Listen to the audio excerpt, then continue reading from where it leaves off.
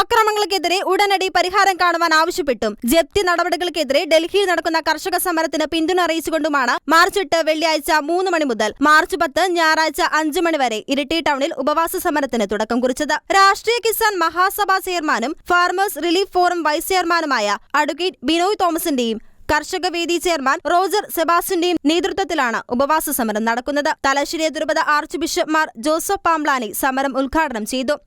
തലശ്ശേരി അതിരൂപതയുടെ എല്ലാ പിന്തുണയും ഉപവാസ സമരത്തിനുണ്ടെന്നും വേദനിക്കുന്ന കർഷകരോടൊപ്പമാണ് സഭയെന്നും അവർക്ക് നീതി ലഭിക്കാൻ വേണ്ടി ഏതറ്റം വരെയും പോകാൻ മടിയില്ലെന്നും അദ്ദേഹം വ്യക്തമാക്കി. ജീവിക്കാനുള്ള സ്വാതന്ത്ര്യം, ആ സ്വാതന്ത്ര്യത്തെ ഹനിക്കുന്ന സകല നിയമങ്ങളും ഭരണഘടനാ വിരുദ്ധമാകയാൽ ഞങ്ങളത് അനുസരിക്കില്ല എന്ന് പ്രഖ്യാപിക്കുവാനാണ് ഈ 50 മണിക്കൂർ നീളുന്ന ഉപവാസ സമരം നമ്മൾ ആരംഭിക്കുന്നത്. അല്ലയോ സർക്കാരെ, കർഷകന്റെ സമരങ്ങളെ നിങ്ങൾ വില കുറച്ച് കാണരുത്.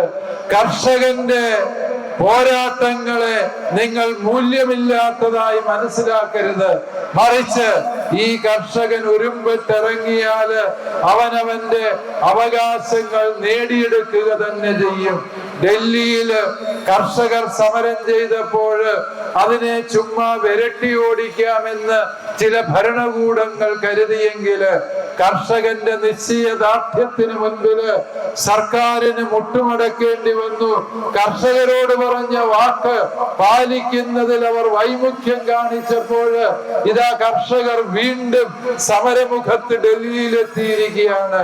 ഡൽഹിയിൽ സമരം ചെയ്യുന്ന സകല കർഷകർക്കും അവരുടെ ആവശ്യങ്ങൾ തികച്ചും ന്യായമാണ് എന്ന് ഉത്തമ ബോധ്യമുള്ളത് കൊണ്ട് കർഷകനെ ഇവിടുത്തെ കോർപ്പറേറ്റ് മുതലാളികൾക്ക് തീരെഴുതി വയ്ക്കാനുള്ള ഭരണകൂടത്തിന്റെ നിഗൂഢമായ അജണ്ടകൾ തിരിച്ചറിയാനുള്ള സാമാന്യബോധം നമുക്കുള്ളത് കൊണ്ട് പ്രിയപ്പെട്ടവരെ, ഡൽഹിയിൽ നടത്തുന്ന കർഷക സമരത്തിന് പൂർണ്ണ ഐക്യദാർഢ്യം പ്രഖ്യാപിക്കാൻ വേണ്ടി കൂടി ഇവിടുത്തെ ഈ കർഷക കൂട്ടായ്മയുടെ വേദിയെ ഞാൻ പ്രയോജനപ്പെടുത്തുകയാണ്.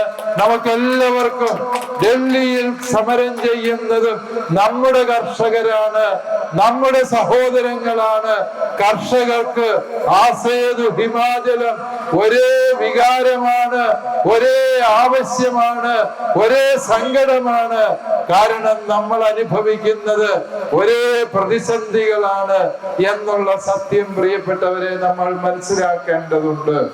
ഞങ്ങൾക്ക് ജീവിക്കണം, ജീവിക്കാനുള്ള സാഹചര്യം ഇവിടെ സംജാതമാക്കണം എന്ന് മാത്രമാണ് സർക്കാരിനോട് പറയുന്നത്.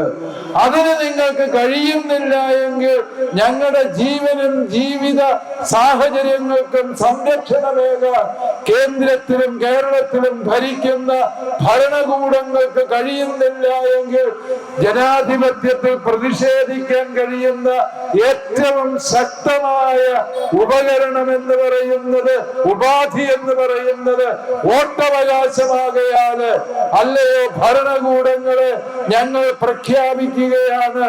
ഞങ്ങൾ വോട്ടിലൂടെ തന്നെ നിങ്ങളുടെ നിരുത്തരവാദപരമായ ഇത്തരം സമീപനങ്ങൾക്ക് പ്രതിഷേധം രേഖപ്പെടുത്താൻ നിർബന്ധിതരാകുമെന്ന കാര്യം ഭരണകൂടങ്ങൾ മനസ്സിലാക്കിയിരിക്കണം. ഇനിയും നീതി ലഭിച്ചില്ലെങ്കിൽ അത് വരുന്ന തെരഞ്ഞെടുപ്പിൽ പ്രതിഫലിക്കുമെന്ന് സർക്കാരിന് മുന്നറിയിപ്പ് നൽകിക്കൊണ്ടാണ് അദ്ദേഹം തന്നെ പ്രസംഗം അവസാനിപ്പിച്ചത്.